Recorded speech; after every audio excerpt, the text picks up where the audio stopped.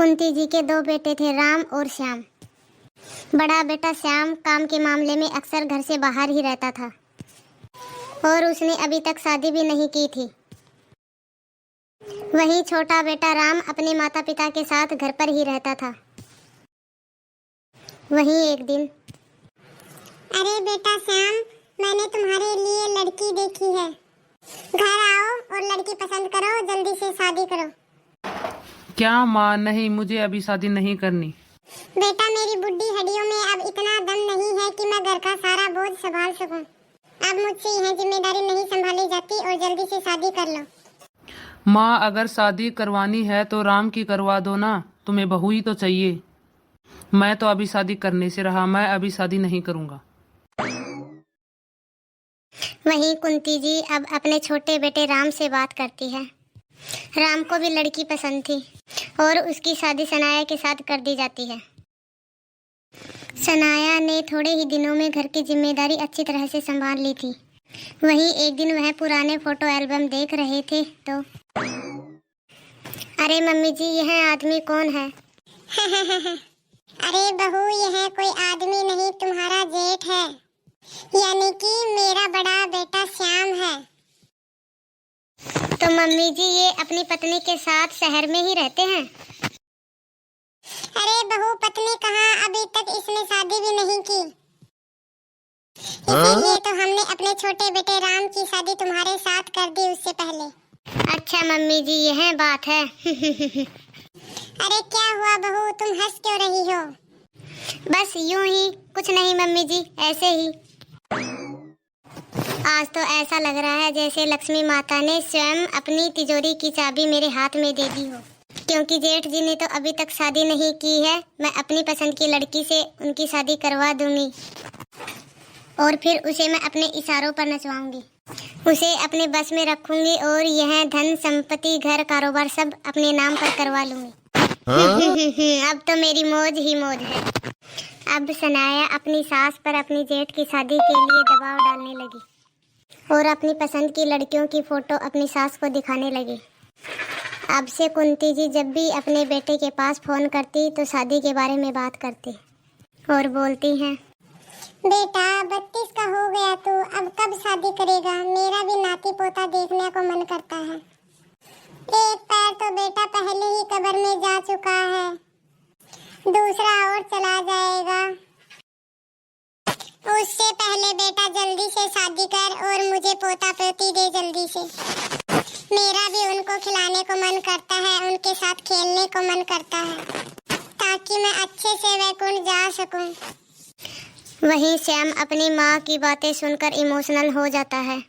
वहीं phone cut कर देता है। कल मुही उसने तो फोन ही कट कर दिया, अगर अब उसने मुझसे बात नहीं की तो। सासू माँ चिल, ये लो लड़कियों की फोटो देखो। अब दोनों सास बहुएं लड़कियों की फोटो देखने लगती हैं और अगले दिन डोरबेल बजती है। अरे कौन है? हाँ आ रही हूँ, 1 मिनट रुको। वहीं सनाया जब दरवाजा खोलती है तो सामने विवाहित जोड़ा खड़ा मिलता है। जी आप लोग कौन? मुझे लग रहा है आप लोग गलत जगह आए हो। यह कोई मंदिर नहीं है, यह ब्यास भवन है। अरे कल मुही कौन है? देखिए ना मम्मी जी, जेठ की शक्ल का कोई लड़का है। अरे ये जेठ जी की शक्ल का कोई लड़का नहीं, यह तेरे जेठ जी हैं। लग रहा है इसने शादी कर ली है। फिर कुंती जी अपने बेटे श्याम के गले लग जाती है। अरे बेल बुद्धि, पीछे हट। बेटा यह लड़की कौन है? अरे मम्मी, आप ही कहा करती थी शादी कर ले शादी कर ले, मैंने अब शादी कर ली। यह तुम्हारी बहू मधुबाला है। अरे माँ जी, I am Madhubala from Bihar, expert in English 5वीं फेल, लिपापोती में एक्सपर्ट, गोबर इन हाउस। अरे बेटा, यह तू किस अनपढ़ गंवार को उठा लाया अपनी बहू बनाकर? अरे मम्मी, तुम ही तो कहा करती थी शादी कर ले शादी कर ले। पढ़ा लिखा कर हमें कौन सा कलेक्टर बनाना है, अनपढ़ ही तो है, घर का काम करेगी। सुना था प्यार अंधा होता है लेकिन अनपढ़ भी होता है, यह आज पहली बार देख रही हूँ। कहो फिर से, क्या कह रही थी तुम अभी? शटक बहू, यह तुम्हारी जेठानी है, हंसना बंद करो अब। अरे बेटा, यह किस गवार को उठा लाया तुम? अरे मम्मी, इसके कहने का मतलब यह है कि यह आरा छपारा में इंटीरियर डिजाइनिंग का काम करती है और यह बहुत ही फेमस है। और रही बात पढ़ाई लिखाई की, उससे हमें क्या करना है, अपना काम तो करना जानती है ये। यह तो खुद ही एक सक्सेसफुल वुमेन है। सुना था प्यार अंधा होता है, लेकिन अनपढ़ भी है, आज देख ही लिया। बहू हंसो मत, जैसी भी है यह तुम्हारी जेठानी है। अब कुंती जी ने मधुबाला का स्वागत अच्छे से किया। सोचा था अपनी पसंद की जेठानी लाकर खूब राज करूंगी, लेकिन इस लिपापोती वाली लड़की ने तो मेरे सपनों पर ही लिपापोती कर दी। फिर अगले दिन, मधुबाला, सनाया, बहुओं कहाँ गई तुम? यह घर में बदबू कैसी आ रही है? अरे बहू, घर में यह अजीब सी दुर्गंध कैसी आ रही है? अरे मम्मी जी, यह दुर्गंध नहीं, हमने घर की दीवारों को गोबर से लेप दिया है ताकि घर ठंडा रहे। सुना था कि तुम अनपढ़ हो, लेकिन तुम तो गांव की गंवारन हो। यह गांव नहीं बहू, यह शहर है और यहाँ मकान ईंट पत्थर से बने होते हैं और टाइल्स लगी होती है। इन मकानों को गोबर मिट्टी की लिपापोती की जरूरत नहीं, यह तो वैसे ही ठंडे रहते हैं। ऐसे ही कुछ दिन बीतने लगते हैं।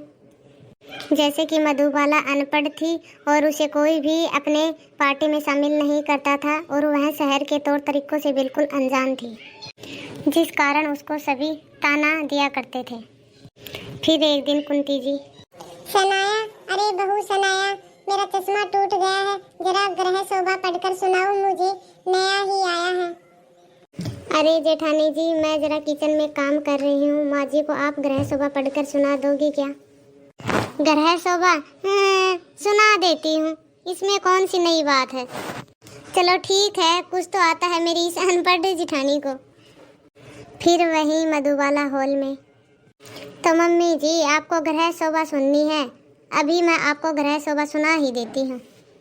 हाँ लो, ग्रह शोभा यहाँ रखिए, उठाओ और मुझे पढ़कर सुनाओ। अरे मम्मी जी, इसमें पढ़कर क्या सुनाना है, वो तो मैं ऐसे ही सुना देती हूँ आपको। अरे यह एडिशन तो कल ही नया आया है और इसको याद भी है। चलो ठीक है, क्या पता याद हो, सुन ही लेती हूँ। मम्मी जी, ग्रह शोभा का अर्थ होता है घरों की शोभा। हमारे ग्रह की शोभा घरों से होती है, यानी कि औरत, बहू, बेटियों से। घर गांवों के ही अच्छे होते हैं, कच्चे घर। शहर के घरों में वह बात नहीं। घरों की शोभा तो तब बरकरार रहती है जब घर की औरतें घरों को अपने हाथों से लिपाई पोताई करती हैं और चूल्हे पर खाना बनाती हैं। शरीर भी स्वस्थ और मन भी स्वस्थ। देखा माँ जी, यह है ग्रह शोभा का सही अर्थ। अरे मोरी अम्मा रे, कहाँ फंस गई मैं?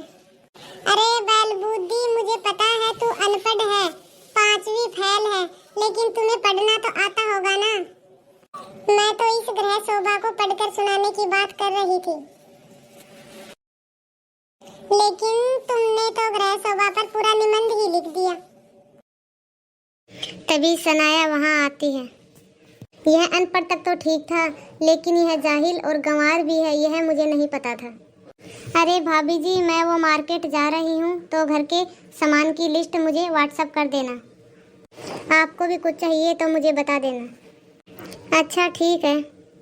वही मधुबाला वहाँ से चली जाती है। वही मधुबाला अब अपने कमरे में जाकर सनाया को वॉइस मैसेज भेजती है। वही सनाया अब मार्केट में पहुँच जाती है। ये भाभी जी ने अभी तक सामान की लिस्ट क्यों नहीं भेजी? वहीं अब सनाया का फोन जोर जोर से बजने लगता है। 1 किलो प्याज, 1 किलो आलू, 1 किलो टमाटर, पाव भिंडी, टिंडा बिल्कुल मत लाना, वो हमको नहीं भाता। मूली और फ्री का धनिया, मिर्चा, नींबू लाना मत भूलना देवरानी जी। सनाया का जैसे ही फोन जोर जोर से बजने लगा तो वहाँ की सब औरतें सनाया की तरफ देख रही थी और उसकी हंसी उड़ाने लगी। सनाया को बहुत गुस्सा आया और मार्केट से वह तुरंत घर आ पहुँची। अरे ओ अनपढ़ गवार, माना कि तुम्हें टाइपिंग नहीं आती तो क्या वॉइस मैसेज भेजती हो? क्या हुआ बहू, बताओ तो सही। जेठानी जी ने मार्केट में आज मेरी नाक कटवा दी। तुम्हारी नाक कट गई और तुमने हमको अभी तक बताया तक नहीं। रुको, कोनो चिंता मत करो, हम अभी 1 मिनट में आए। मधुबाला फेविक्विक लेके आती है। देवरानी जी दिखाओ कहाँ कटी है आपकी नाक। ये चिपकाऊ गन से है ना आपकी नाक चेप देती हूँ, फिर कटना तो क्या टूटे तक नहीं जी। इतना सुनकर दोनों सास बहुएं अपने सर पर हाथ रख लेती हैं। वहीं दोनों भी मधुबाला की हरकतों से बहुत परेशान थी। मम्मी जी, आपको नहीं लगता कि जेठानी जानबूझकर करती हैं ये सब? अरे लगता तो है। अनपढ़ होना अपनी जगह है, जाहिलपन अपनी जगह। मेरे बेटे की पसंद अनपढ़ तो हो सकती है, लेकिन जाहिल नहीं। अब कुंती जी और सनाया दोनों मधुबाला पर निगरानी रखना शुरू कर देती हैं। एक दिन मधुबाला अपनी माँ से अपने कमरे में फ़ोन पर बात कर रही है।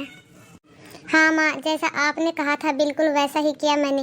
देवरानी और सास दोनों के नाक में दम करके रखा है मैंने। कल तो देवरानी की बाजार में धज्जियाँ उड़ा दी मैंने, और घर में शर्मिंदगी महसूस हुई वो अलग। बेस्ट लाडो, इन सास बहुओं के नाक में ऐसे ही दम करके रखो, ऐसे ही जाहिर और गवार होने का नाटक करती रहे। फिर दोनों घर छोड़कर चली जाएंगी तो घर में आराम से सुख से रहना फिर तुम। हाँ, इन दोनों के जाने का इंतजार ही है माँ। अब बस फिर तो मैं राज करूँगी, राज यहाँ। वही रात के समय, देवरानी जी कुकर लगा दो, इसमें मैं सब्जी बना लूँगी तब तक। फिर सनाया कुकर लगाकर वहाँ से चली जाती है। कुकर में पानी नहीं होने के कारण कुकर फट जाता है। वहीं धमाके की आवाज़ सुनकर कुंती और सनाया दोनों दौड़कर किचन में जाती हैं। अरे बहू, यह आवाज कैसी थी और तुम्हारा मुंह काला कैसे हो गया? मम्मी जी, यह सब इसकी हरकत है। सनाया, बगैर पानी के कुकर चढ़ा दिया तुमने, ऐसा भी कोई करता है क्या? खुदा ना खास्ता कल को अगर मुझे कुछ हो जाता तो। एक ही दिन में आप चिढ़ गई। आप हमारे साथ रोजाना करते हो वो। वैसे भी किसी ने सही कहा है, बुरी नजर वाले तेरा मुंह काला। दिमाग का खोल ताला, वरना निकलेगा दीवाला। हा हा हा हा। सनाया भले ही उल्टी सीधी बातें कर रही थी, लेकिन मधुबाला को सब समझ में आ रहा था। इसके बाद वो सबसे माफ़ी मांगती है और अपना जाहिलपन छोड़कर सबके साथ आराम से रहती है। सबके साथ आराम से खुशी खुशी मिलजुल कर रहती है। अगर आपको हमारा यह वीडियो अच्छा लगा हो तो हमारे चैनल को लाइक और सब्सक्राइब करना ना भूलें।